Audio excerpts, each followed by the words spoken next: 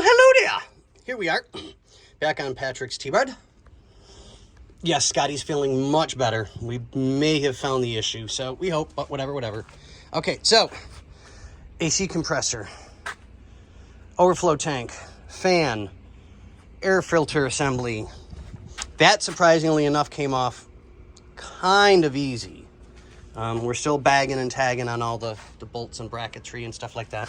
But just to give you guys an idea as to why we love this particular concoction,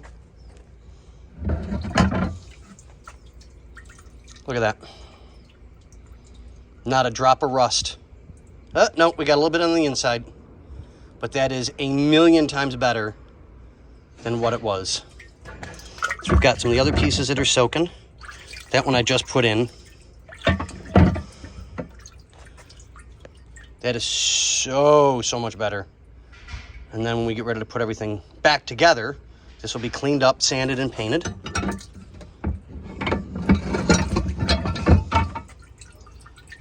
So much better. Just so much better.